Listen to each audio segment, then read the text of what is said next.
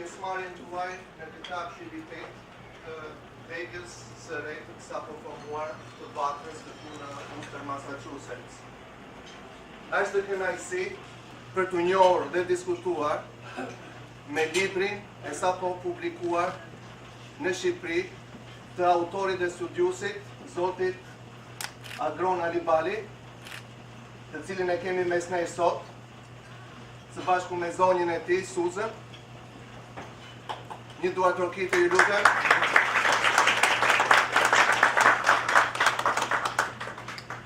Dhe gjithashtu kemi nderin që të kemi mes nesh rreth këtyre diskutimeve të sapo ardhur nga Chicago, veçanërisht për këtë aktivitet, profesor doktor Pano,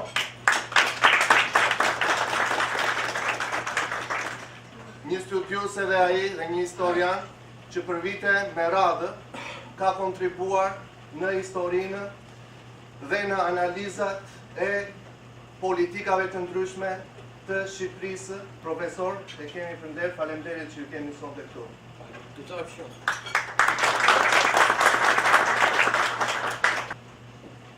Konsulin e nderit, zotin Kristo, dhe zonjën e tij Jane, që na nderojnë nga Bostoni. Po ashtu ndërmjet ne sot kemi ish majoren e qytetit dhe majoren e ardhshme të qytetit të Usterit, zonjën Konnie Lukes, me bashkëshortin gjithë. Shpresojmë që do ta mbështesim fuqishëm, zgjedhjet janë vetëm 2 muaj prej tani. Gjithashtu dëshiroj t'ju njoh me kryetarin e shoqërisë të Vatrës, degën e Usterit, zotin Lito, pra meje. Sekretarin e degës së Usterit, profesor Thanas Gjika.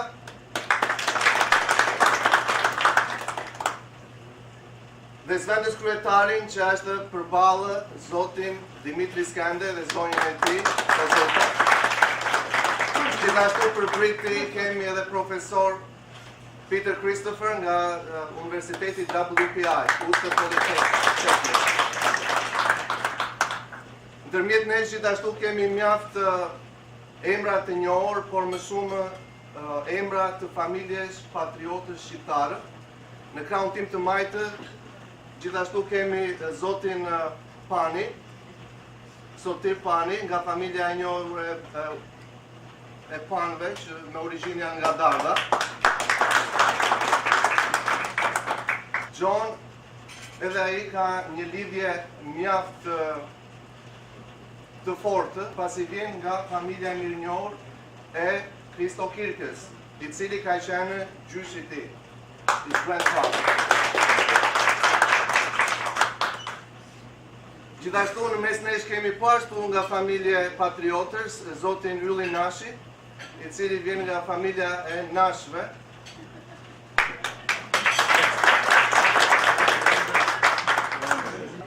Një prej përfaqësuesve dhe mbajtësve të stafetës shqiptaro-amerikane këtu në Amerikë, zotin Bill Jones, që një të them se është kolona e komunitetit shqiptaro-amerikan këtu në Uster.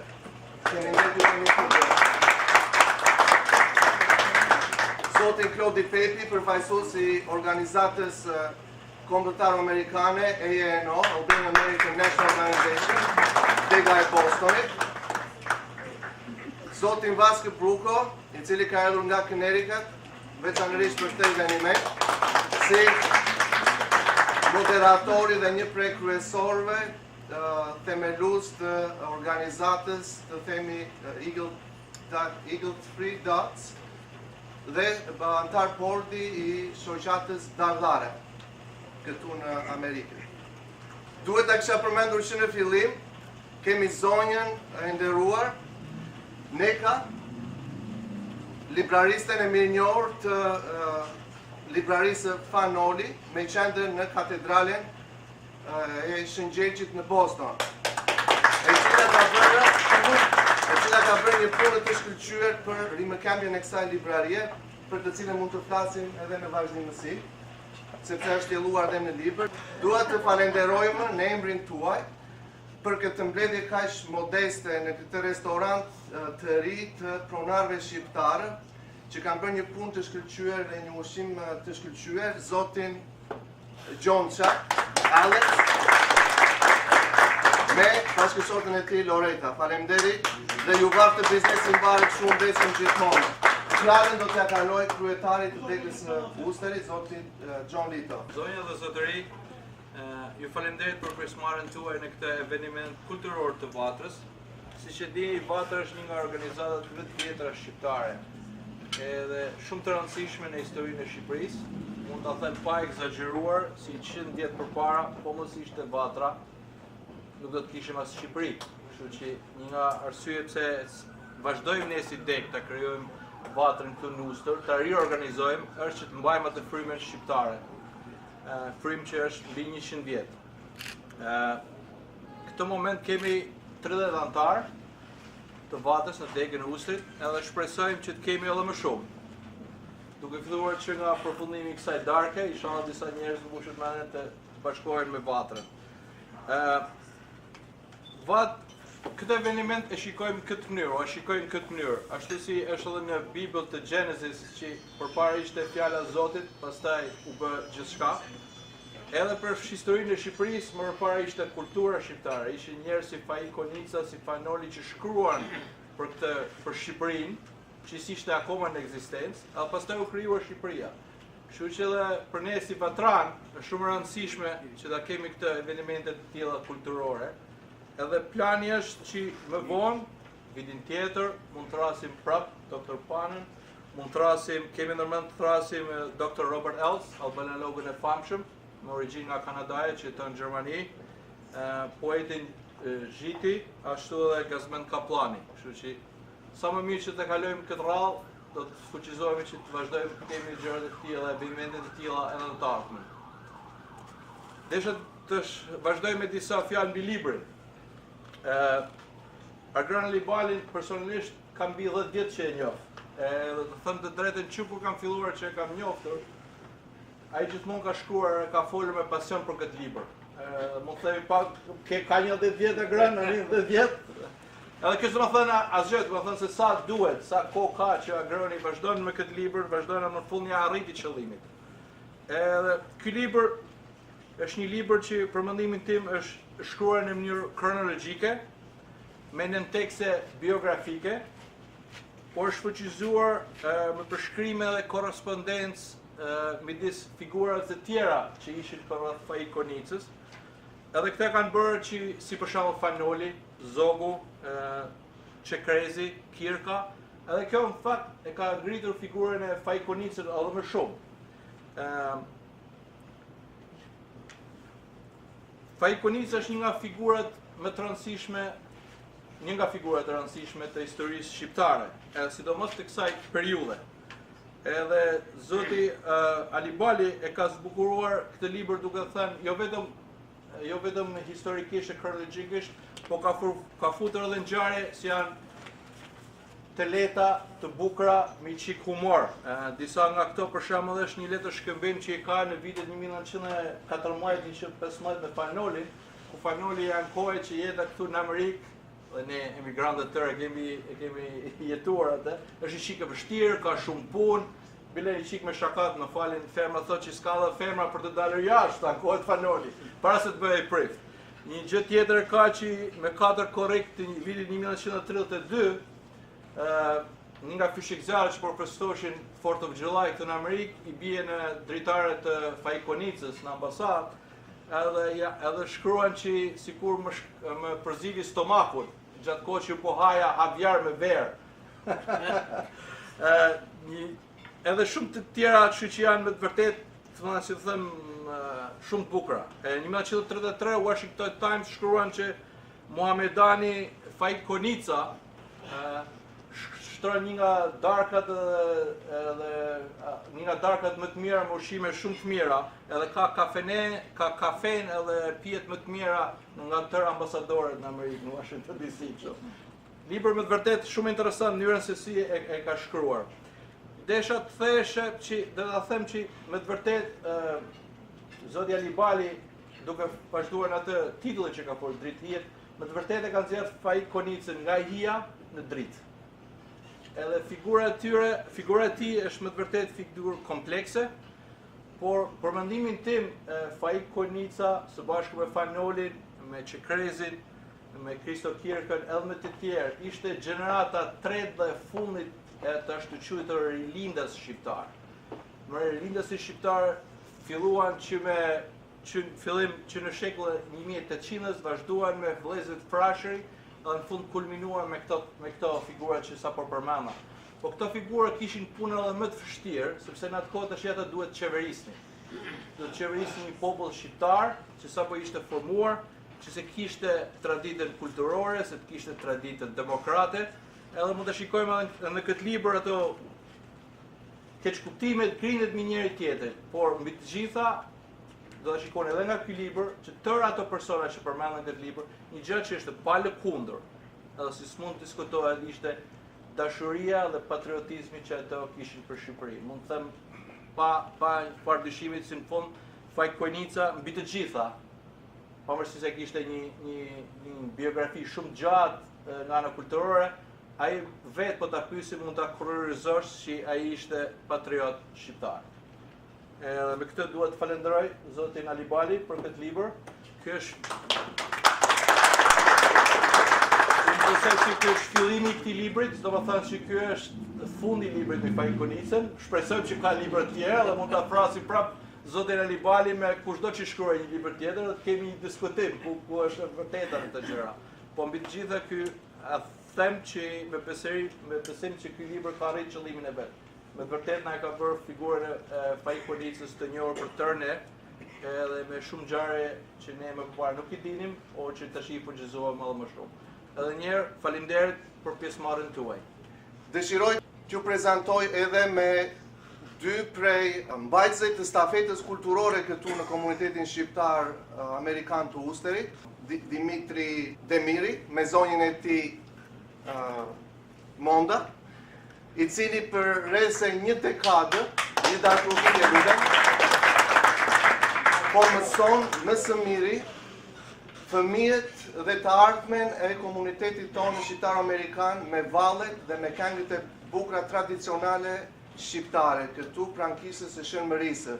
Dhimitri ja u paçi borxh për jetë, sepse po bën të mundur që ky komunitet të ketë jetë dhe vazhdimësi edhe në gjeneratat e tjera. Gjithashtu dëshiroj të falenderoj edhe zotin Stefo, Fredi, je pak si larg atje po të shikoj këtu. Për ju që nuk e njihni, profesor Stefo është një nga futbollistët më të shkëlqyer dhe një nga trajnerët më të shkëlqyer që ka patur që në fillimet e tij edhe qyteti i lindjes sime të them Korçës dhe ekipi Skënderbeut, dhe më pas prej 12 vitesh vazhdon të stërvitë futbollistët e ardhshëm shqiptar-amerikanë këtu në qytetin e Usterit. Faleminderit Fredi për punën e tyre. Dhe tani, pa e zgjatur shumë, dëshiroj që të ftoj për të mbajtur fjalën doktor Nikola Pano. Vitin e kaluar, doktor Nikola Pano gjithashtu është nderuar me medaljen e Republikës nga presidenti Nishani në udhëtimin e tij që pati në Shtetet e Bashkuara. Kemi nderin që t'ju kemi pranë nesh sot dhe me gjithë zemër ju urojmë mirëseardhje. Doktor Nikola Pano. Fikse pari u gëzova që kjo mbledhje është në sponsorizmin e Vatrës. Babai tim që ka ardhur në Amerikë në 1911 ka qenë anëtari i Vatrës e degës numër 4 në Manchester, New Hampshire, që ishte organizuar prej FAIK Konicës, edhe babai e ka njohur FAIK Konicës. Unë vetëm një herë kam takuar FAIK-un, po përberi për shtypje edhe ahere, edhe komenti dytë që dua të përmend, keni thënë që është një përfaqësuese e ENO-s këtu në mbledhjen, Po, kemi... edhe në vitin 1956, unë ishja një nga bursistët e parë të asaj organizat, edhe në atë kohë shkrova që kishte këtë interes në këto çështje shqiptare, edhe i kam ndjekur ato interesat po thuaj gjatë karrierës tim universitare. Me këto ndjenje tani do të bëj një dy komenta me librin në gjuhën anglisht.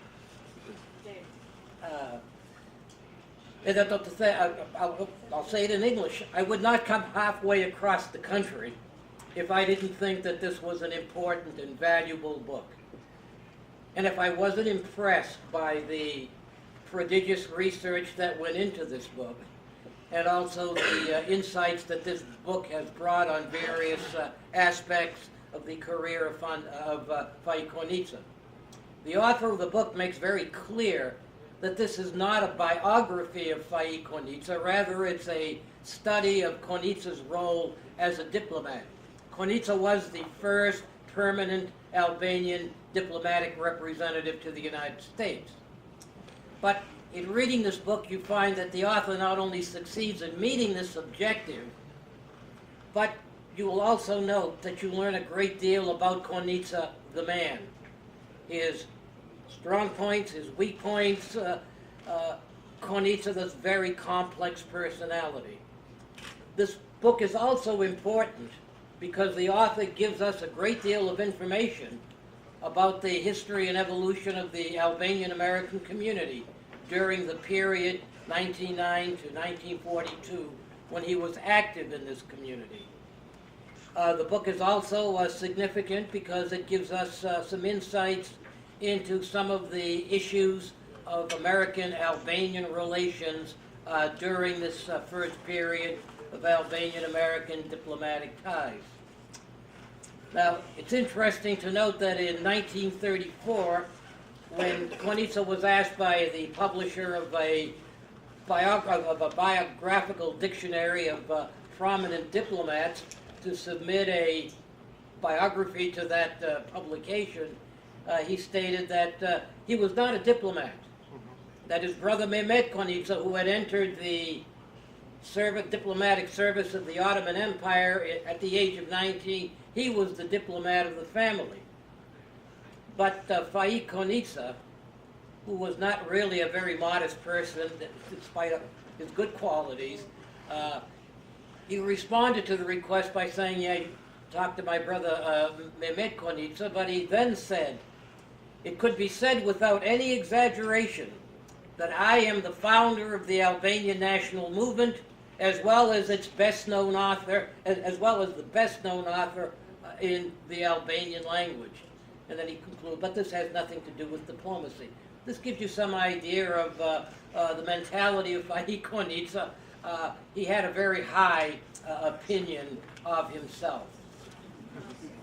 We are, this year, coming to another milestone in the history of FAIK Konica, because in December of this year, we'll be celebrating the 75th anniversary of the death of FAIK Konica.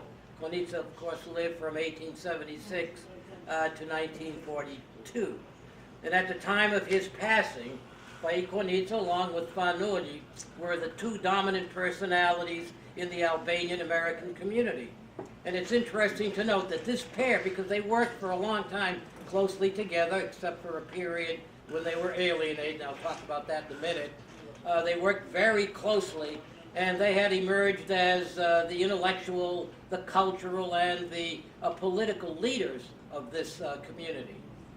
Konica, of course, came to the United States in 1909 at the invitation of a group of Albanians who had formed a new newspaper, Djeli, and he assumed control of that newspaper and worked very closely with Nolji in that capacity. But when he arrived in the United States in 1909, Konica was already a well-established personality within the Albanian national movement, because from 1897 until 1909, he had published the journal Albania, which of course was a very important publication in arousing Albanian national sentiment. And that journal is also important because of a lot of the research that was reported by Konica and others, which dealt with a broad array of topics, from history and linguistics to literary criticism.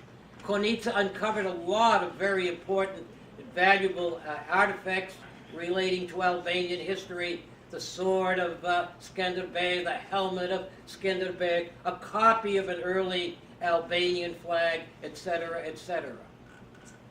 Now, following his arrival in the United States, Konica joined with Nolli in fashioning and fostering three major institutions: the Albanian Orthodox Church in America. Konica indeed was a Muslim, but he was very important in the history of the church.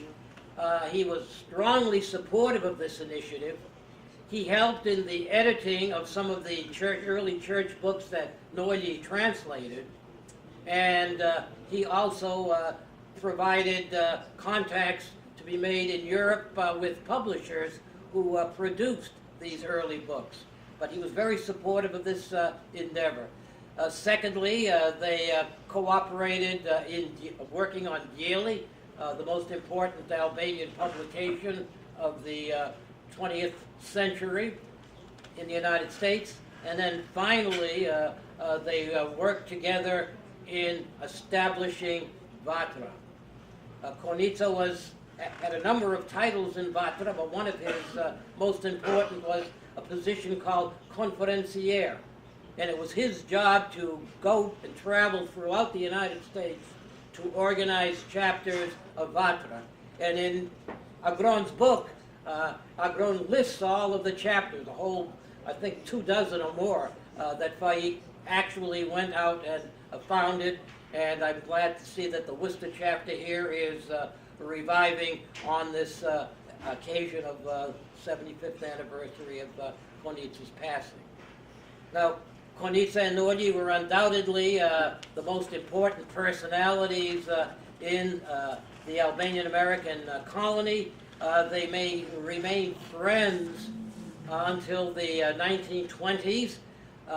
After the failure of the Nolli Revolution, when they followed diverse paths for a period from 1925 until 1935, roughly a 10-year period where these two men were engaged in war with one another. And these wars stemmed from political differences.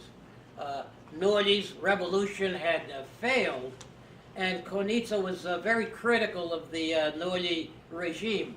And he criticized this regime for its failure to develop a realistic program to address the country's problems. He was upset that Nolli's regime had recognized the Soviet Union, and he was also concerned that Nolli failed to legitimatize his government by holding elections or convoking a constituent assembly. And it's interesting to note there are references to Konica's interest in the theory and practice of constitutional government. And again, he was acting in part on principle in his opposition to Nolli, although later on their differences became more and more personal. Now, the shifting nature of the Konica-Nolli relationship is one of the more important aspects in the history of the Albanian American community, and it's also one of the underlying themes in Agron's Dritëhijet, një diplomati.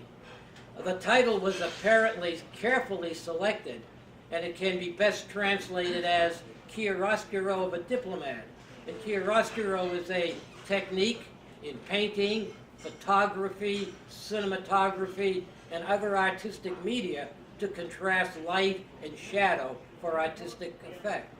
And in the case of Agron's book, it's apparent that the title is appropriate, given that this work clearly depicts what we might term, and I briefly mentioned earlier, the bright and dark sides of Konica's personality and his public life. And again, it's important to note that while this book is not a biography, it reveals a great deal of information about Konica, the person. Now, Konica and Noli, as I say, are going to be antagonists from about 1925 until 1935-36, when there will be a rapprochement between the two. And I could talk about this and some other themes, but it's obviously impossible to address and do justice to every feature of this remarkable book in the limited time that I have and the limited time that you want to hear me speak about this. But I should like to touch upon a couple of aspects of this book that are of special interest to me. First of all, I have no hesitancy in stating that this book is, without question, the most thoroughly and best documented study dealing with the diplomatic career of FAIK Konica and his mission to Washington. I congratulate the author for his untiring and persistent efforts to track down the Albanian archives, which he finally found in the Ministry of Foreign Affairs in Rome. The results were worth the effort. These materials provide additional information and insights beyond those previously available in sources that have been used by earlier studies on Konica's life and career. And owing mainly to this new find, the author has been able to incorporate into his narrative excerpts, summaries of some of the activities in which Konica engaged. And I'll just cite one of the things that I found especially interesting, and you might find interesting when you read the book. There are, in this book, narratives, summaries of letters to the legation from a variety of non-Albanian individuals or groups requesting information on such topics as the status of women in the country, the Albanian language, the state of tourism, the kind of questions that Kristo sometimes gets in his role as honorary consul of Albania in Boston. But in addition to that, and I think even more touching, are pleas, and these are described in the book, pleas from Albanians who had emigrated to the United States seeking information about friends in this country. There are some touching letters from Albanians in the homeland trying to obtain information about their relatives in the United States with whom they wanted to make contact. And then there's a very interesting letter, one from a long-term Albanian-American convict imprisoned in the United States seeking Konica's aid in obtaining a pardon from the governor of New York. And so that was a very, very touching letter that's described. Konica was very helpful in getting an eventual pardon for this individual. For those interested in the history of the Albanian-American community, one finds requests from first-generation Albanians, such as the future Dr. Dhimitri Skënde, requesting scholarship assistance to complete her medical studies, and she was successful. Other students were not as successful, including Nilo Drizari. Konica, as a diplomat, in addition to the correspondence he carried on with a wide variety of constituencies, also supervised the activities of the Boston Albanian Consulate, staffed by Attorney George Prifty and the New York Consulate General, and he also performed a variety of non-recurring functions for the king, such as handling the logistics for the 1938 visit of the Sisters of King Zog. Furthermore, as a diplomat, Konica maintained an active social life in Washington that encompassed both the diplomatic community as well as Washington's social elite. There is ample evidence that he was popular within the social circles in which he traveled, as well as with the Washington Press Corps, and Konica was interviewed by the United States Press and on network radio at the time more often than one would expect from a diplomat from a country as small and relatively unimportant as Albania. Agron does an excellent job in presenting a well-rounded, objective account of Konica's performance of his official duties based on the plethora of sources he employs. And with justification, in my view, he concludes that Konica served the government of Albania well, his king well, and that he made a positive impression upon the American diplomatic community in the diplomatic community in Washington, D.C. Now, Konica also had another mandate in addition to representing the king and the government of Albania, and that was to secure the loyalty of the Albanian-American community. The loyalty of the American-Albanian community in the period from 1925 on had begun to fragment as factions arose, some loyal to the king, some loyal to Fanoli, who had been sent into exile following the failure of his 1924 revolution.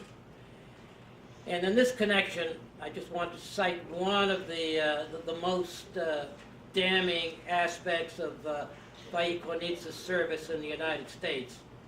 And that was his effort to blackball, to keep from entering the United States, Fanoli in 1932.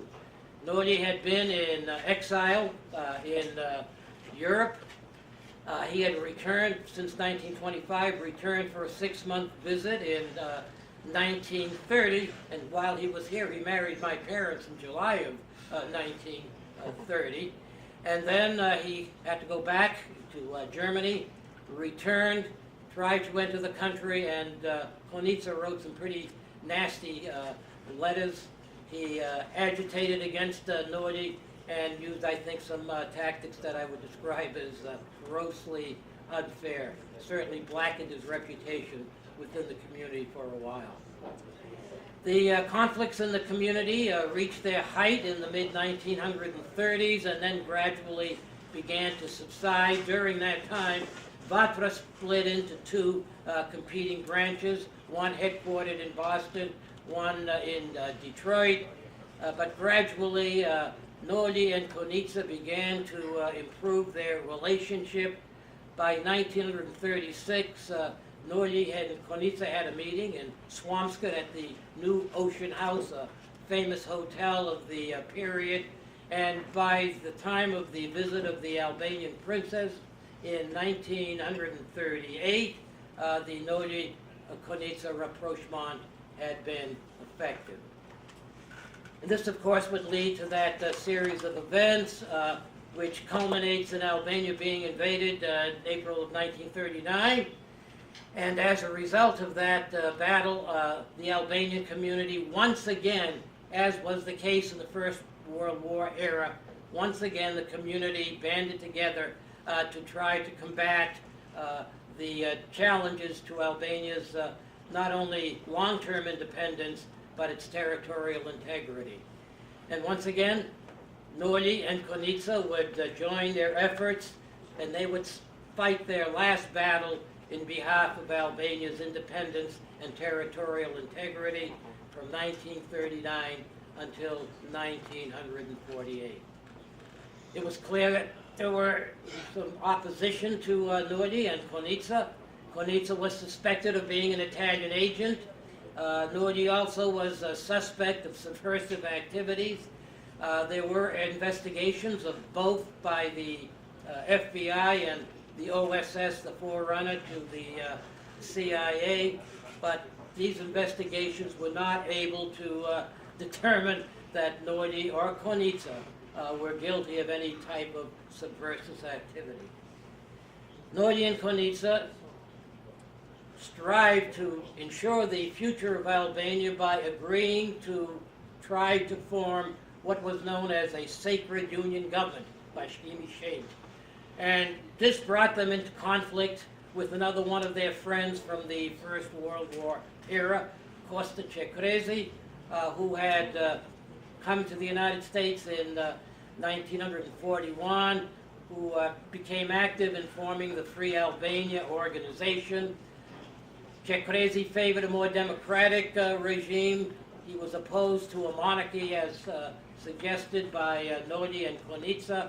There was an effort to bring both forces together, but while all of these efforts were underway, Konica passed away in December of 1942.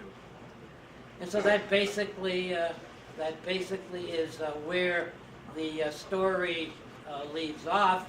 But what is important is that Noli made arrangements for the final services for his longtime friend and adversary. He was instrumental in preserving the remains of Konica for eventual burial in Albania, and this was accomplished in 1955.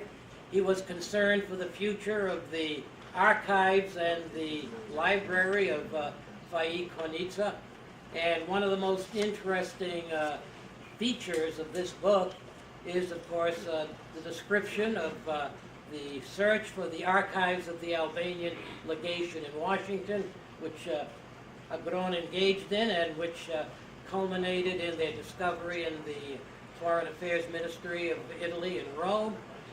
And then the one thing that remained left was the quest for Konica's library.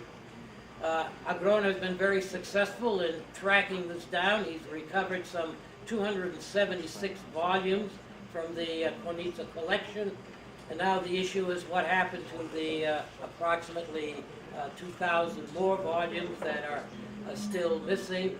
Agron has sent the volumes he's uncovered to the Albanian National Library, and the search continues for the remainder of these, and I'm sure that Agron will persist until his goal is achieved. There are just two other features of this book that I think are very worthy of mention. From my perspective, first, it's well and clearly written. It's a pleasure to read this book. Second, it has a detailed table of contents, several sets of useful indexes, so if you want to pursue certain topics, you can very easily refer to the table of contents or to one of the indices. In summary, let me say, Agron Alibali's Dritëhijet diplomat makes a valuable contribution to the literature regarding Fanoli, Albanian-U.S. relations, and the Albanian-American community.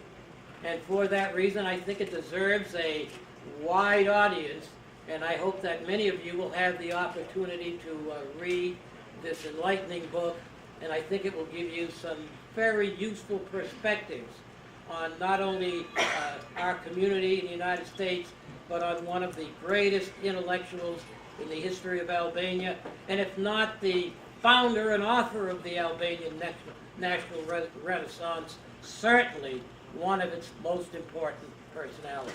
Thank you.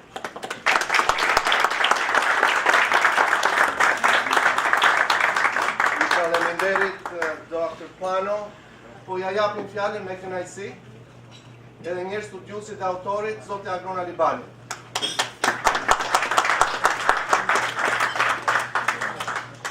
Faleminderit shumë. Së pari do të falenderoj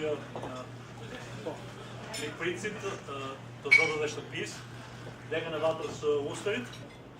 Unë mund të them vetëm dy fjalë se si lindi ky libër, ideja e këtij libri, si filloi puna dhe jam i lumtur që më në fund kjo punë arriti të sjellë disa fryte. Pra, unë isha në Harvard, në atë vonë Harvard Law School në vitin 2000 dhe po studioja në kujdestarinë e profesor Henry Steinerit dhe në bibliotekën Widener kisha mundësi të studioj të merrja çfarë të doja, mund të është një nga bibliotekat e çuditshme që nëse je pjesëtari i komunitetit Harvardit mund të futesh brenda dhe të shikosh, të marrësh libra të tyre.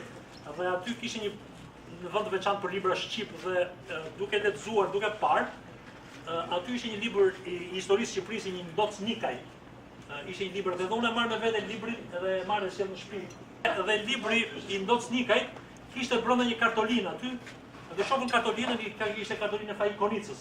FAIK Konica shkruante nga Brukseli, nga revista Albania, i bënte një kritik botuesit të librit, duke thënë që në një mënyrë shumë elegante dhe shumë simpatike, në frëngjisht, thoshte që kur është bërë ky libër, siç është zakoni francez, faqet bosh nuk numërohen në rend numrin e dorë të faqeve. Edhe i bën një koment një ashtu, po ishte Katolinë shumë e bukur, shumë simpatike dhe unë shqyr zotit. Sapo kishte, domethënë e bëra një fotokopje kësaj kartoline të Konicës, para dhe mbrapa. E futa dy brenda e dorëzoi librin përsëri në Harvard. Edhe pas 2 vjetësh kur shkruajte për këtë kartolinën e Konicës në Harvard, në shtypimin shqiptar, më thonë ato redaktorët, Agron, të lutem shumë, na duhet kopja e kartolinës, lutem shumë na dërgoj një kopje të skanuar, dhe ç'bëj, shkoj përsëri dhe të rreq librin. Kur të rreq librin në Harvard, shoh që kartolina mungon. Pra imagjino tash në Universitetin e Harvardit, në bibliotekën e Universitetit të Harvardit, kishte ndodhur një, po e themi shqip, një vjedhje. U bevasova, u mërzita shumë dhe shkova më njëherë dhe reklamova në aty tek ato bibliotekarët, dhe ju lutem shumë, ju keni listën e personave që kanë marrë librin. Ndonjë nga ata me siguri është fajtori. Se ka kthyer. Po, na thanë zotëri, na vjen shumë keq tha. Pse thosh? Ne kemi një rregull këtu në Harvard që për të mbrojtur privatësinë e lexuesve tanë në bazë të lirive të kushtetuesve amerikanë që liria e fjalës së vendimit, nuk duam që policia ose FBI të vidhet të kërkojë se kush ka lexuar çfarë libri, kështu që ne atë listë nuk e kemi. Shqyr zotit e gjeta atë kopjen që e kisha në shtëpi, e fotokopjova dhe ja ktheva Harvardit, thash pak në të mbeta aty ku është. Pra kjo është historia.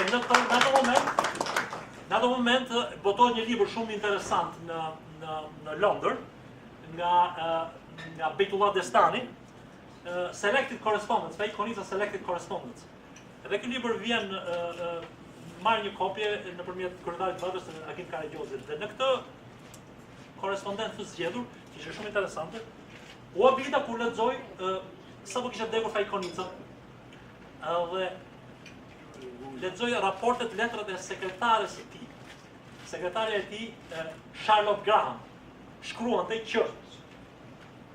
që si vdiq FAIK-u, nata e fundit, erdhi doktori atë një miku vet, i mbylli syt andaj këtej dhe çfarë do bëhet me inventarin e pasurive të FAIK-ut dhe me bibliotekën. Dhe për herë të parë mësova që FAIK-u kishte lënë një amanet. Kjo amanet ishte lënë gojarisht, jo me shkrim. Amaneti ishte ky që biblioteka ime, shumë e pasur, prej 2000 ose 3000 librash, do t'i shkoj me mbas vdekjes time bibliotekës kombëtare në Shqipëri, të cilën shumica nga ne e dim, e kemi një institucion shumë të dashur dhe e njohim. Edhe pastaj mlidhi pyetja çka ndodhur me këtë bibliotekë. Janë 3000 libra, 2000 libra, s'mund të humbasin në hiç.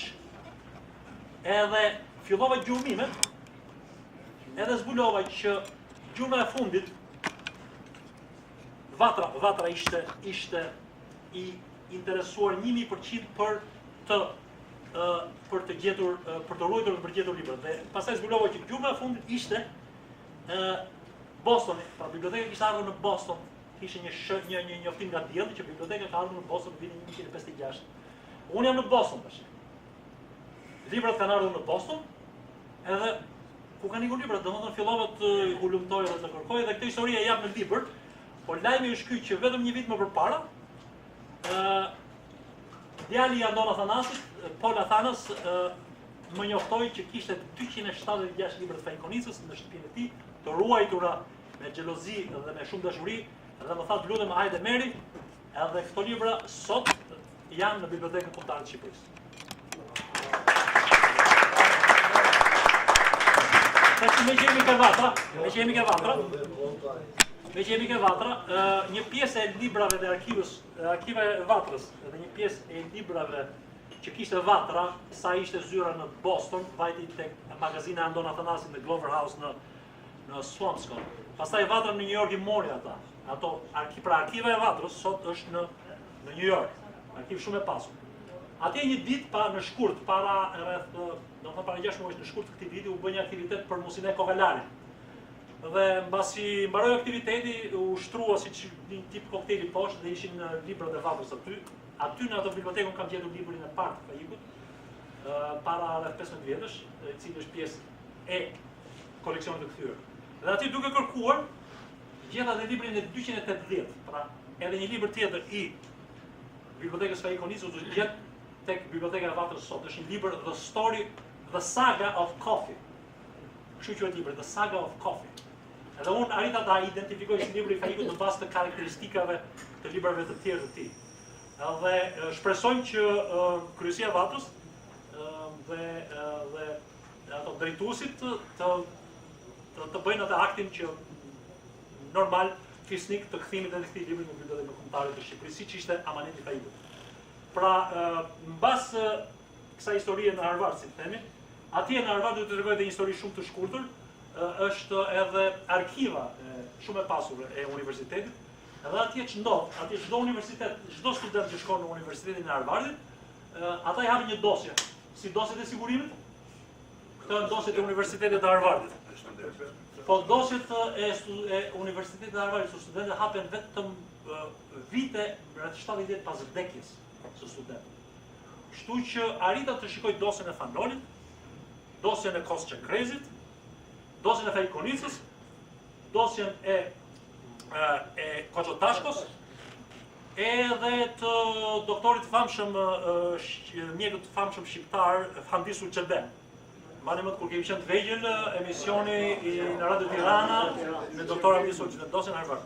Edhe thash me vetë një zbulim shumë i madh, edhe këto e kam përfshirë në libër, por arrita dhe e kam përmendur në libër që kishte qenë një person tjetër që i kishte zbuluar këto përpara meje.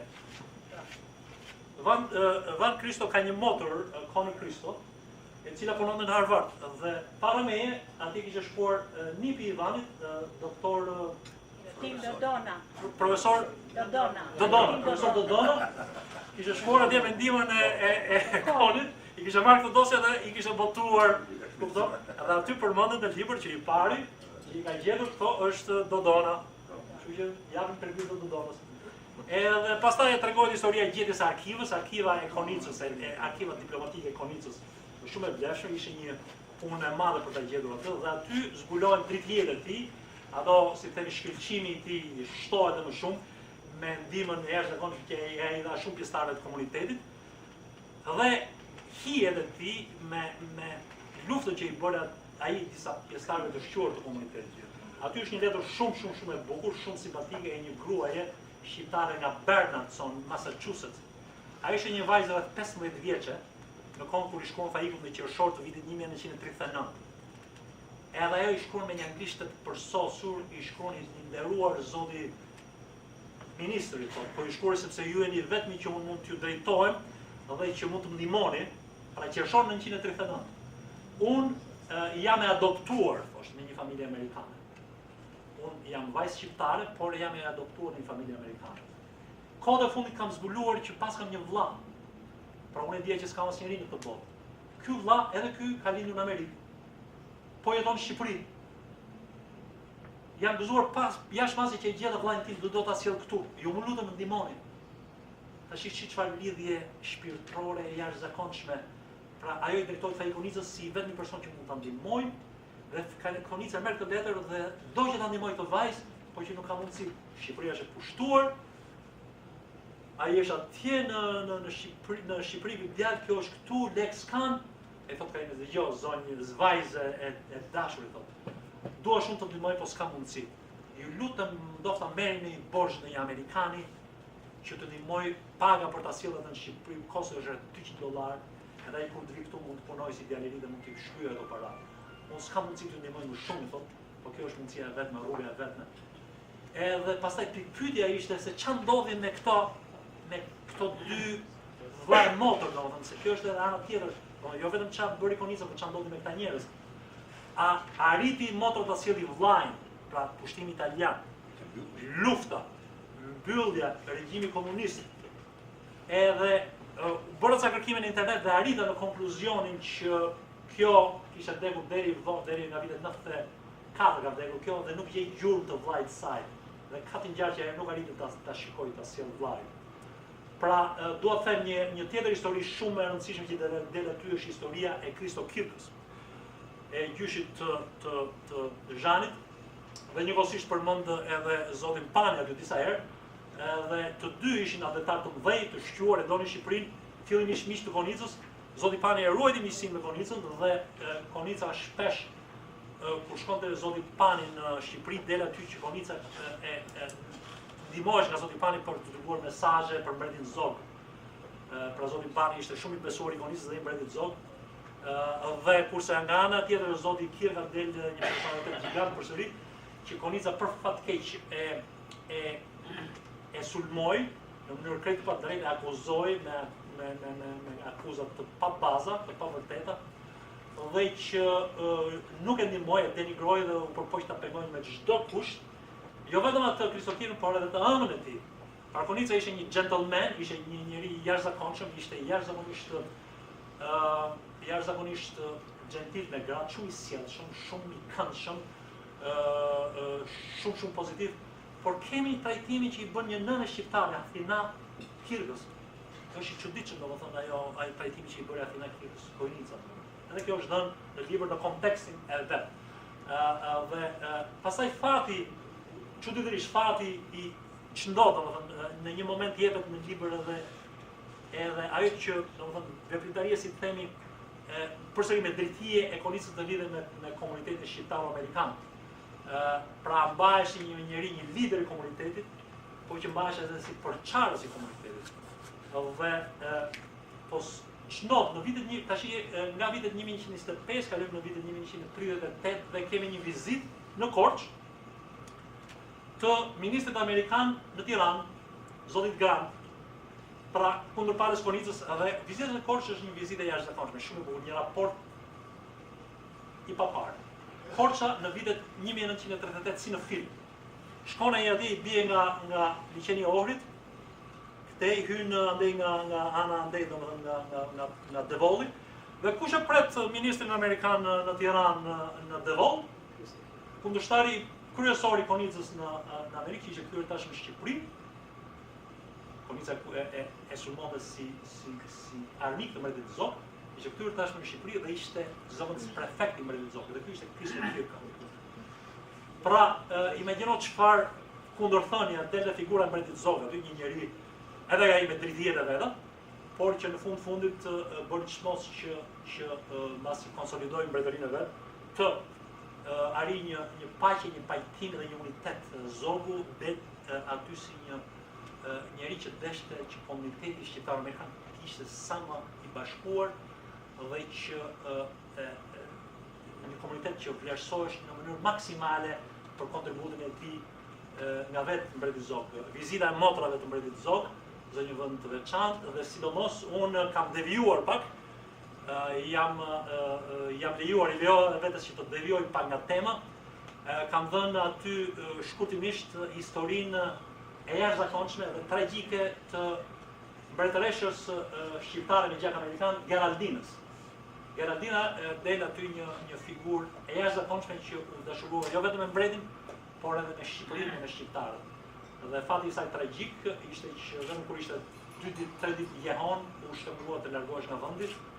Një grua që edhe pse u largua nga vendi, nga Antreu, nga Shqipëria, u kthye për të vdekur në Shqipëri. Dhe në 23 tetor të këtij viti, në dhjetor të këtij viti kemi 75 vjetorin e vdekjes së Konicës, por në 23 tetor të këtij viti kemi 15 vjetorin e vdekjes së Geraldinës, dhe unë shpresoj që të nderohet. Pra është vërtet mbretëresha e shqiptarëve me gjak amerikan dhe hungares. Në mbyllje, unë falenderoj përsëri për këtë takim shumë të këndshëm, njësor mes miq, falenderoj të gjithë pjesëmarrësve dhe jam i hapur për çdo koment, sugjerim, vërejtje, mezi që pres vërejtje nga Franklini, nga profesor Gjika. Jo vërejtje. Sugjerime dhe ju falenderit dhe me që iku këshilltarja e Bashkisë së Ardhshme, kam një kopje këtu edhe për bibliotekën e Usterit, që VATRA kërkoi që të dohet dhe me kënaqësi do ta bëjmë. Faleminderit edhe një herë. Kemi 25 minuta kohë, po japim fjalën Thanasit, edhe pastaj ta hapim për ndonjë pyetje, ndonjë diskutim, ndonjë sugjerim, si mund ta keni. Edhe e tregon vetë të ky libër 12 vjet punë. Këtu janë gjëra materiale të plota, kërkime për arkiva të ndryshme. Bravo i qoftë. Përveç bravos, tani duam që ky të shkojë më përpara, të na bëjë një botim të ri, më të përmbledhur, më të mirë dhe ta shpërtojë nga disa që unë mendoj se janë gjëra për të korrigjuar.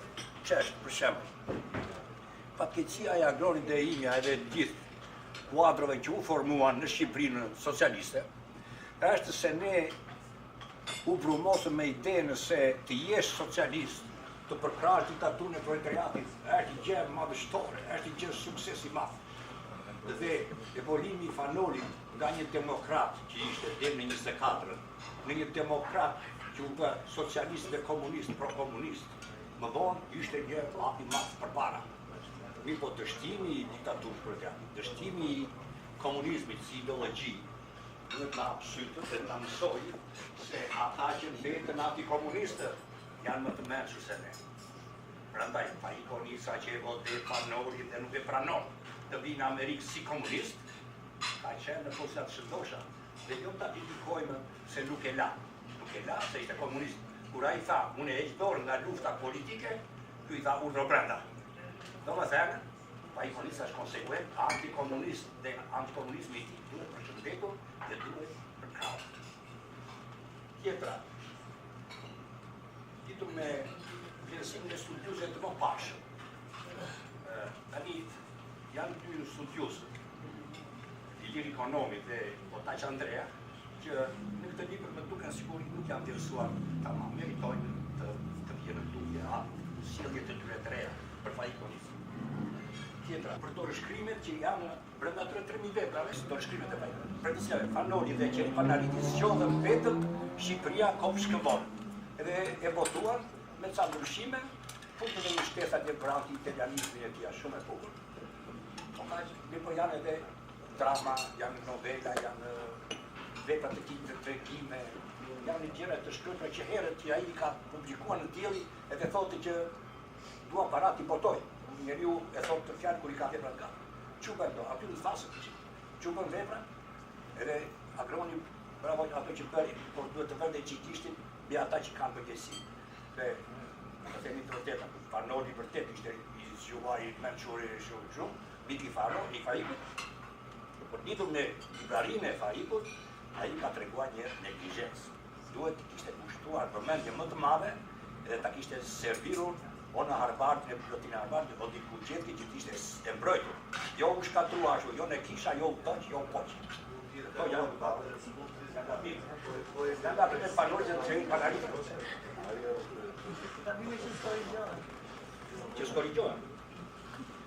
Është një gjë, të këto kritime që ke bërë, edhe që e thua dhe vetë atje se nga arkivin e shtetit të Shqipërisë nuk ka asgjë nga këto letrat e këtij diplomati.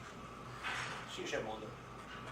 Kohët e fundit, nuk e di e di Agroni apo jo, por është zbuluar një tradhti që ka bërë Enver Hoxha. Në dhjetor të vitit 1944, sa po mori pushtetin, Beogradi dërgoi specialistë të arkivit, edhe i kërkoi arkivin e Shqipërisë për marrëdhënie me jashtë. Domethënë kjo është tradhti kombëtare, sepse Jugoslavia pasi e mori arkivin për marrëdhënie me jashtë nga viti 1922, pas ka pas Shqipëria ministrit jashtë dhe arkiv, edhe deri në 44, ky arkiv ju dhurua Beogradit, dhe Beogradi, pasi e studiuar me specialistët, arestoi dhe zhduku 50.000 shqiptar patriotë në Jugosllavi, në Kosovë, Maqedoni, Martësi, sepse ishin emrat atje që ata të një korrespondencë me Shqipërinë, deshin të punojnë për lirinë e territoreve. Kjo është një tradhti e madhe e Enver Hoxhës, një nga krimet e tij, që nuk duhet të lënë pa u thënë.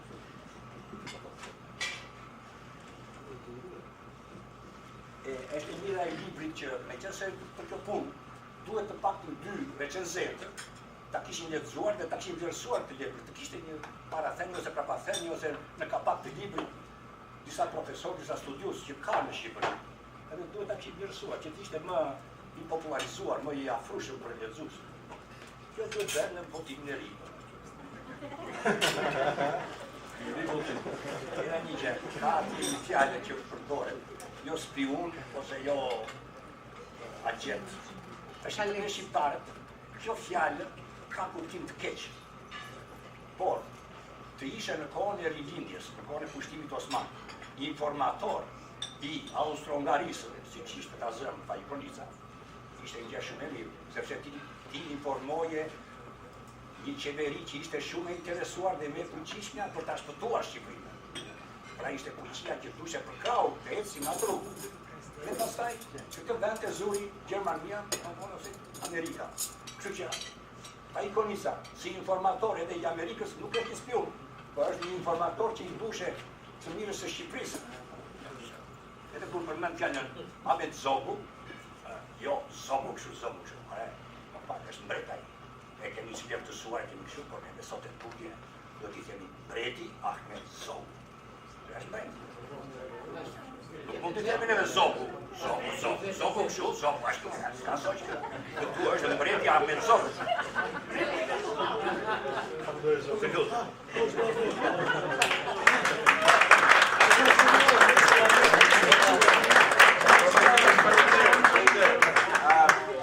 Well, let me interject by saying that I would like to thank you, Mr.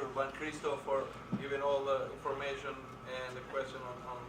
I know you are not taking the time to read this, but I promise next time you will have it.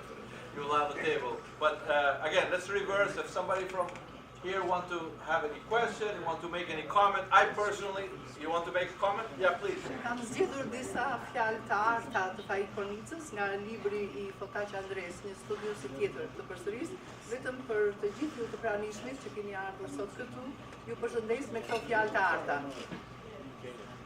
E ashpër, e vrazhd, si populli i fuqishëm që e flet, por edhe plotësia e hieshi, si frutat dhe lulet e malit, ku flitet gjua shqipe, ndonse e varfëruar nga një palëvrim shumë herë shekullor, është e aftë të shprehë me një ndjenjë të mrekullueshme nuancat, konceptimet më të holla dhe të mbrekta të mendimit njerëzor.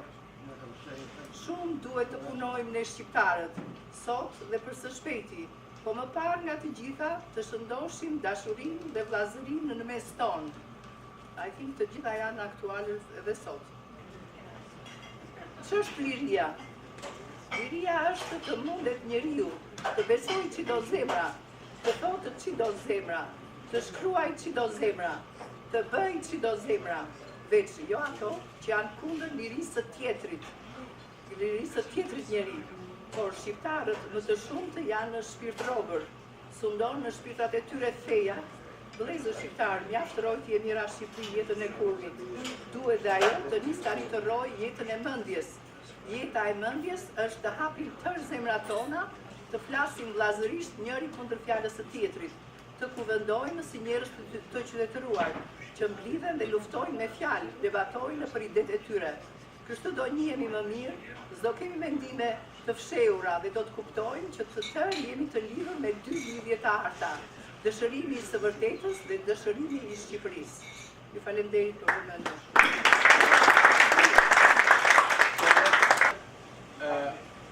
FAIK Konica, as he was directed this, what should I say, this persecution, if I may say, toward Kristo, toward Fanoli, was that more coming from Zogu regime or was most his personal?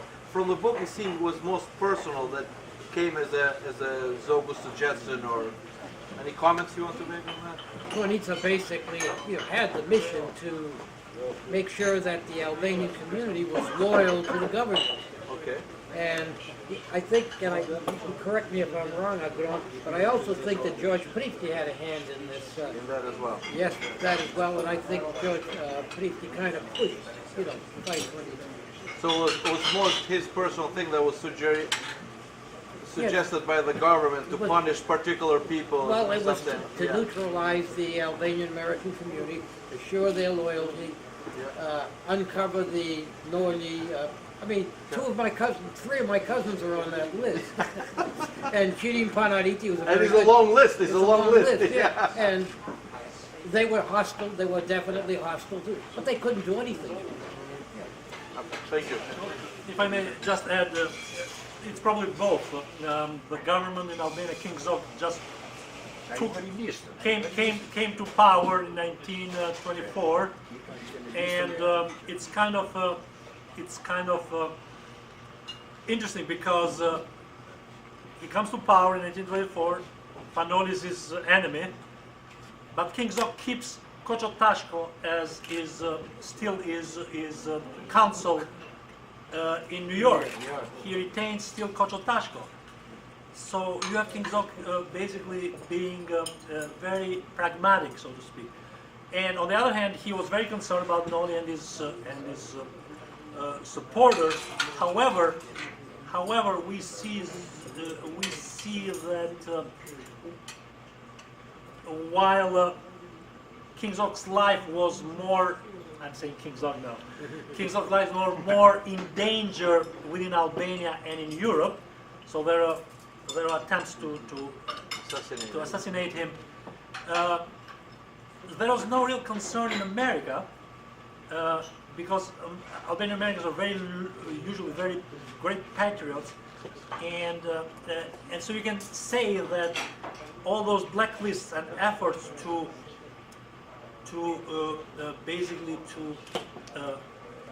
monitor the community were done more under a personal basis by both Konica and Prof, rather than that it was a direct from Zog. And as a matter to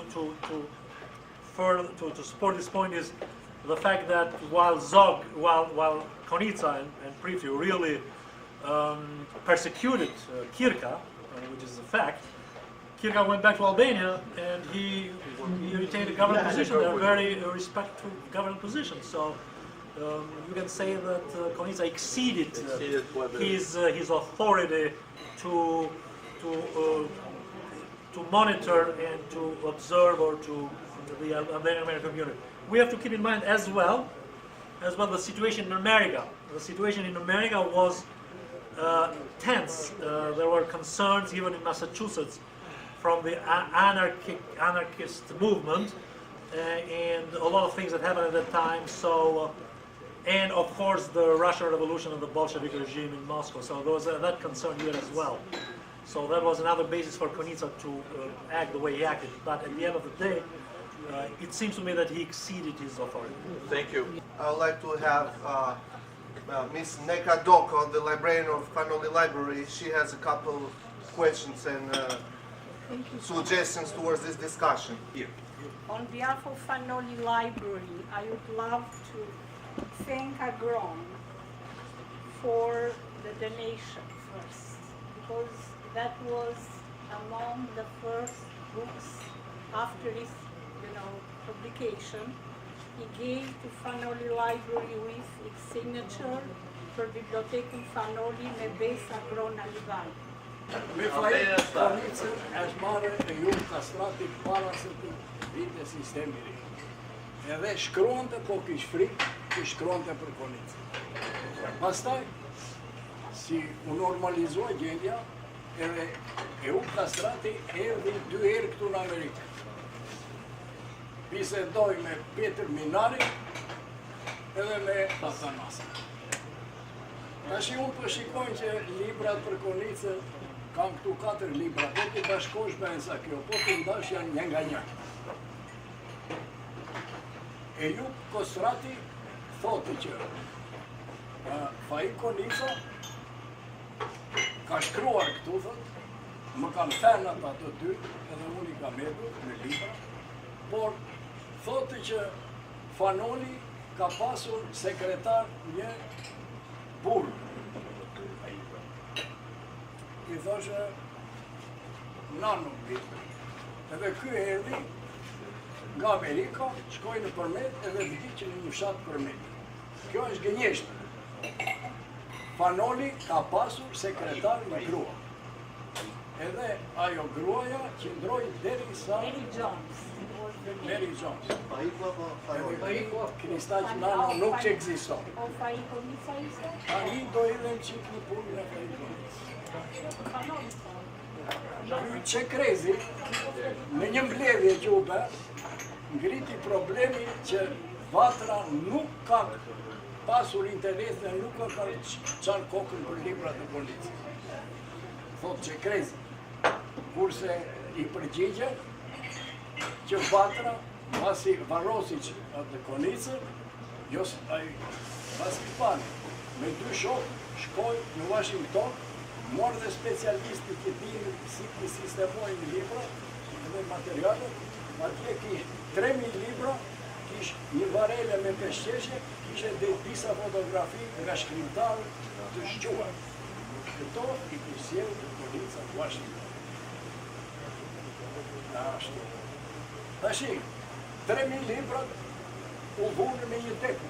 Edhe Vatra paguante $12 në muaj për libra. Thonë që Noli i tha sillni librat me kishën e Shëngjergjit dhe mos paguani fare. E po librat erdhën 3.000 libra. Mos flasë e kam këtu e kam të shkruar në tash këto 3.000 libra erdhën këtu, që bënë? Njeri tha, ra një zjarë në kishën e Shëngjergjit në toqë. Ajo dojtë i 3 librat e Konicës, kurse qish asë, qish më të djathë. Unë them që ato librat as hajen, as pijen. Ato diku janë. Dikush i ka shitur, dikush i ka. Edhe do vi një ditë në qoftë se si nxjerrë vjetë, do t'ja nxjerrë një pro. Edhe do kemi prap një mbledhje për të thënë se kjo është historia e FAIK Konicës. Unë në përgjithësi kaq kam. Faleminderit. Kam literaturë botë.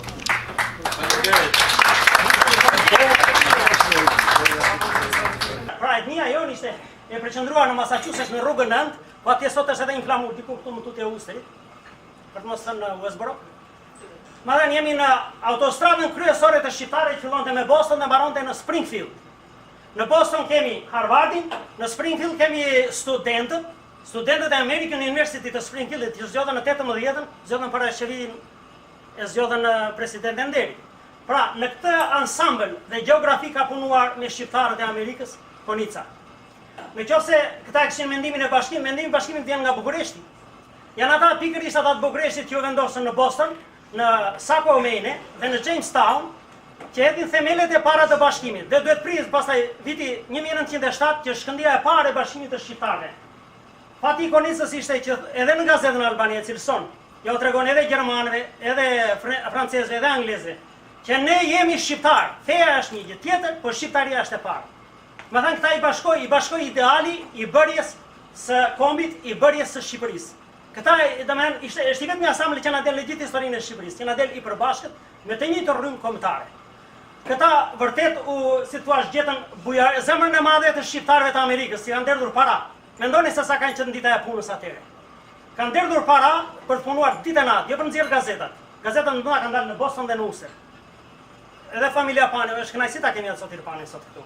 Është një nga familjet që kanë ndihmuar direkt FAIK Konicën. Duhet jemi të sinqertë, shiko. Po spate xhepat plot, dhe të kesh burra mbrapa që të të ndihmoj, sa do i dashur ti është për komi, nuk bën dot gjë. Nuk ndizet kjo dritë, pa gjeneruar ajre, nuk ndizet.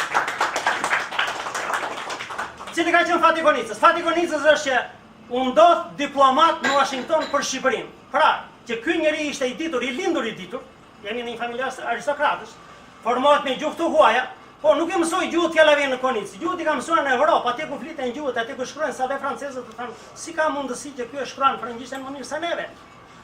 Shqiptarët kanë qenë të tillë. Edhe në qoftë se do themi që me statusin e emigrantit dhe të shqiptarit me vete, këta arritën ta shpëtojnë Shqipërinë. Këta arritën ta shpëtojnë Shqipërinë sepse i folën atij partnerit përpara, qoftë amerikanit, qoftë francezit, qoftë anglezët, i folën me gjuhën e tyre. Nuk është pak të vej Noli në lidhjen e kombeve, nuk është pak të vej vëllai i Konicës. Kemi disa familje që janë, po ti shikosh familje me gjithmonë në brunë kombëtar. 100 vjet më mbrapa ne jemi në pikë të hallit. Të rroj Amerika po. Ne jemi pikë të hallit. Në qoftë se për këta atë dhe zemra ishte Shqipëria, sot atë atyre në Shqipëri është paraja. Është paraja. Ky libër është libri i vërtet i burrave të Bostonit. Unë kështu i quaj këta burrat e Bostonit. Këta janë burrat e Bostonit, të cilët edhe pa pasur lek në xhep e bën Shqipërinë zonjë, sepse i dolën me qeveri. I dolën me art. Në vitin 1917, do të them diçka tjetër, në vitin 1914, ai Charles Eriksoni shkonte në kishat e Kënektikatit dhe mblidhte para për shqiptarët refugjat që ishin në Vlorë. Është nisur ania Albania, ishte krijuar Albanian Relief Fund, edhe Charles Richard Crane që ka shkuar me Kristo Dakon, ka shkuar nga Stambolli deri në Maltëzi. Ndërkohë kanë arrestuar Kristo Dakon, turqit. Ka mbështetur, ka qenë presidenti Albanian Fund. Domethënë, amerikanët bënin një ndihmë financiare dhe humanitare më vete nga shqiptarët. Këta ishin botues si Konica. U mlodhën gjithë ata gazetarët e New Yorkut, dhe në krye këtë Charles Richard Crane, që ka qenë djali një biznesmeni shumë të madh, që e la, vazhdoi një vit inxhinieri në New Jersey dhe e la shkollën. Ka bërë 25 udhëtime. Për mua ishte globalisti i parë i botës. Globalisti i parë i botës, njeri që luftoi për lëvizjet shririmtare dhe të pavarësisë të popujve që ishin të shtypur nën kolonitë europiane dhe aziatike. Slovakia sot e mban si numër 1. Po për Shqipërinë ka bërë shumë. Ai ishte që i tha nëpërmjet Kristo Dakos i tha Wilsonit kur u zgjodh. President në vitin 1912. Në datën 3 nëntor, Shqipëria siç është shpallur akoma, siç deklarohet akoma në Vlorë, gazeta New York Times cilëson atë që Shqipëria dhe Bullgaria të shpallen të pavarura, nëpërmjet fjalës së Richard Crane. Do ta mbyllim, edhe unë ju falenderoj shumë. Kjo histori nuk mbaron, do të shkruaj në libër. Personalisht këto janë tani sugjerimet dhe mendimet e mia që do t'ja parashtroj edhe në një formë pyetje që të dyve. Zoti Alibali më përmendi dhe më bëhet qefi, jo vetëm më bëhet qefi, po është nder për mua që sot këtu, siç janë disa prej nesh që rrihen nga familje patriotike, edhe unë si Franklin, të them që vin nga një familje ose nga një gjak i Konstantin Çekrezit, që mund të them që është diplomati i parë shqiptar në Shtetet e Bashkuara të Amerikës, për të cilin autori, studiuesi, ka hapur një derë për t'ja u lënë studiusve të tjerë për ta studiuar dhe për ta analizuar këtë vizionar dhe këtë diplomat shqiptar që ka patur Shqipëria në Amerikë dhe ndoshta mikun më të mirë që ka patur Shqipëria në Amerikë. Çekrezin kërkoj që ta vë në një tablo dhe ta ballafaqoj në vitin 1942. Dhe pikërisht fatet e kombit shqiptar, siç e dimë, deri në atë kohë Shqipëria nuk njiheshe nga Shtetet e Bashkuara të Amerikës si një vend i pushtuar nga Italia fashiste. Për arsye sepse Shqipëria nën komandën e italianëve dhe legata shqiptare në Amerikë nën përsëri komandën e Italisë, ishte bërë një vegël e Italisë, pra ishte në funksionin italian, që për vitit 39. Me hyrjen e Shtetet e Bashkuara të Amerikës në luftën e dytë botërore, në fillim të dhjetorit të 41-shit, siç e dimë me bombardimin e Pearl Harbor, kjo periudhë koincidon me ardhjen e Konstantin Çekrezit, me rikthimin e Konstantin Çekrezit në Amerikë në fund të teritorit, të themi ishte ato muajt e fundit, në fund të teritorit të 41-shit. Dhe me njërë pas mbritjes së tij këtu, ai u organizovi shoqërinë Shqipëri e Lirë. Dhe u bë, jo se u bë, por gjithmonë Konstantin Çekrezi ka qenë një prej oponentëve më kryesorë të FAIK Konicës dhe e mbajti këtë drejtim deri në fund. Sigurisht sot, mos më keq kuptoni, neve duhet të tregojmë vlerësim për të gjithë si shqiptaro-amerikanët. Duhet të tregojmë vlerësim për të gjithë figurat historike, për të gjithë patriotët shqiptare që kanë luftuar, verdhur gjakun, shkatruar pasurinë e tyre për të mirën e kombit. Të tillë ishin si shtanë dhe bashkëfolësit, Konica, Peshko Panoli, Konstantin Çekrezi, Kristo Kirka, familja Dako, Kristo Dako, motra Qiljazi edhe kështu. Por, ajo që unë dua që të nxjerr në parë është që ne duhet të studiojmë vizionin që kishin këto figura historike. Dhe sot të bëjmë një analizë sepse të gjithë jemi jetojmë në një vend të bekuar si Shtetas Amerikane. Dhe Shqipëria është e lirë, është një Shqipëri demokratike që është e prisht akoma. Duhet kalojnë ndoshta gjenerata të tjera që Shqipëria të vijë në një demokraci të fortë. Por, a mund të bëjmë neve sot analizën në bazë të studimeve, në bazë të këtyre fakteve që po dalin të reja, që të themi, cili vizion do t'i përshtatej më mirë Shqipërisë, jo cili u përshtat, por në qoftë se do ishte një vizion ndryshe nga që u përshtat Shqipërisë në 42-shin, kur Konica dhe Peshkov Panoli u bashkuan dhe kërkonin drejtin Zot si drejtues të Shqipërisë nga njëra anë, dhe nga ana tjetër Konstantin Çekrezi dhe organizata e tij kërkonin një qeveri të përkohshme në Amerikë, në drejtimin e Shteteve të Bashkuara të Amerikës deri në përfundimin e luftës së dytë botërore. Dhe pas përfundimit të luftës së dytë botërore, zgjedhje të lira dhe demokratike në Shqipëri, me përkrajjen e Shteteve të Bashkuara të Amerikës, pra rolin kryesor do të luajnë Shtetet e Bashkuara të Amerikës dhe asnjë nga fuqitë e tjera. A do të ishte Shqipëria sot më e mirë, më e bukur, më e lullzuar? A do ishin shqiptarët sot më të ditur, më të njohur, më të vlerësuar? Kjo është pyetja që kam edhe unë për studiuesit dhe veçanërisht meqense Agroni e ka përmendur atje, vitin 42, këtë marrëveshje, si do ta analizonin sot? Kjo është pyetja ime.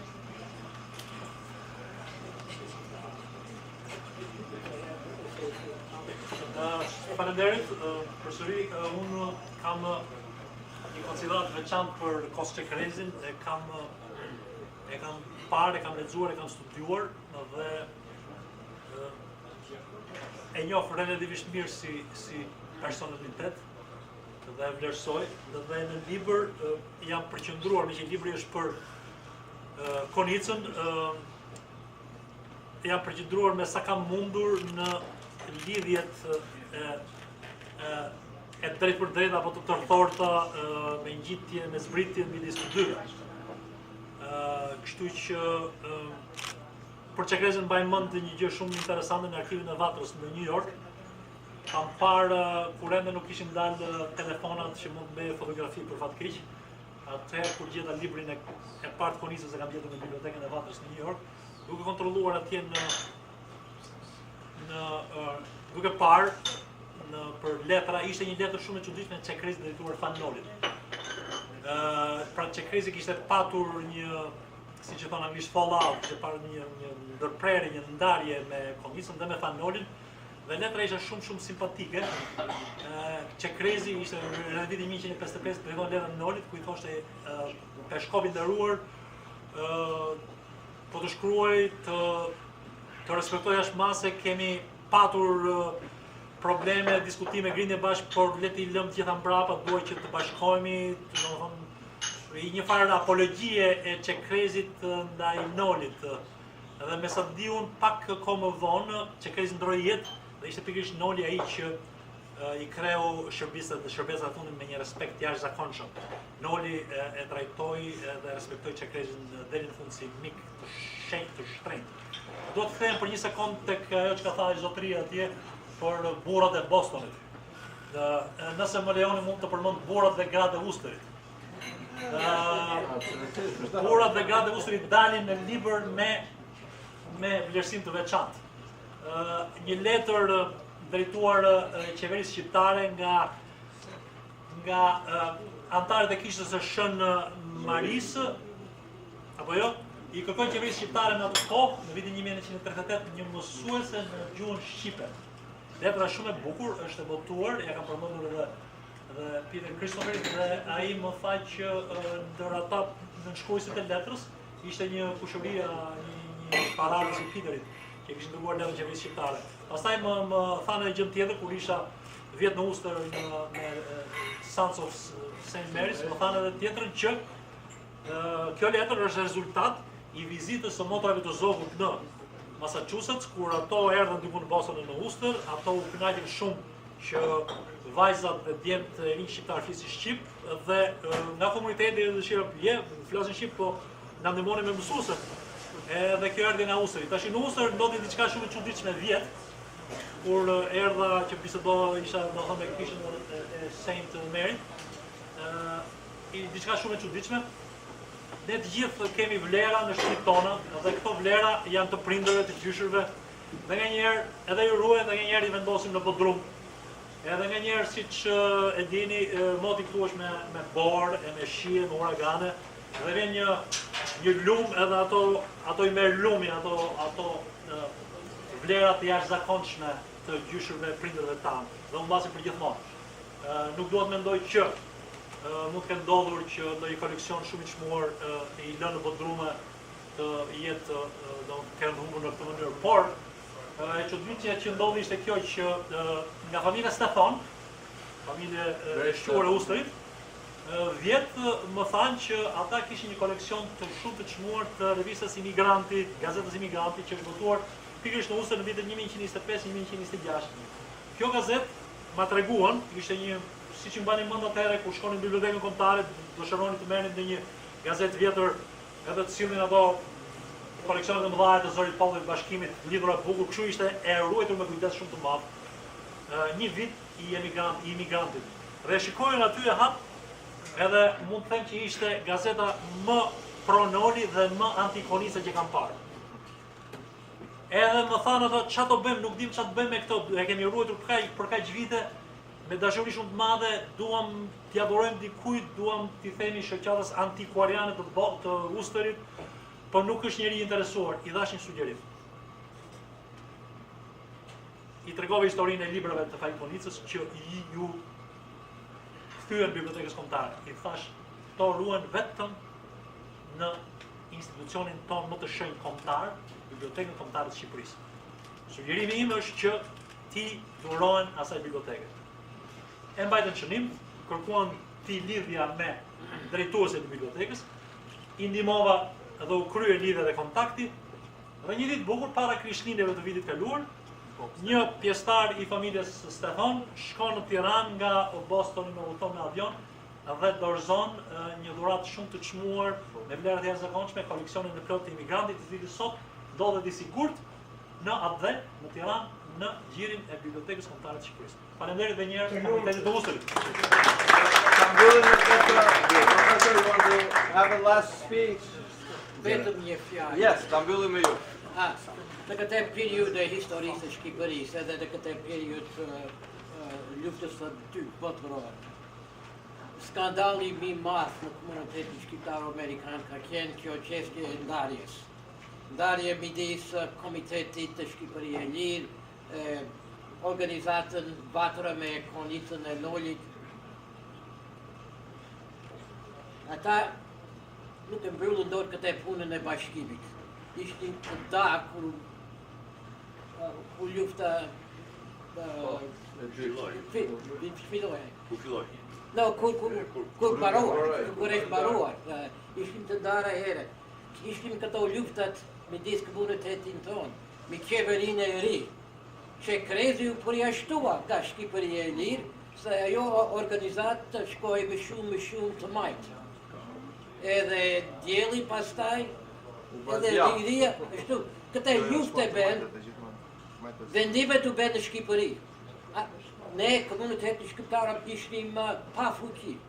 Edhe ajo ishte gjyna e më madhe e komunitetit tonë. But Professor, do you think that if the vision of Crazy at that time prevailed, Albania would have been a totally different scenario today? You get into a question of, they call what if history, and historians don't. But the way the situation in Albania evolved, the decision was made in the country itself. There was a civil war, the communists won. Now, if we had had a government in exile, if we had a counterforce, if the United States and England were more willing to take a more active role, the situation might have changed. America was willing to take that role because of Crazy involved with the Albania. But there wasn't. It didn't happen. It didn't happen. And Thank you so much. I thank you actually for mentioning for first time among us that there was a civil war from 1943 to 45. In any way, let's close with that. Thank you to everybody. I appreciate it. And we promise to have another one, hopefully. Falenderim edhe njerë të gjithëve, falenderim edhe autorit. Agron, do të ftojmë të vish përsëri edhe në Sons of St. Mary's.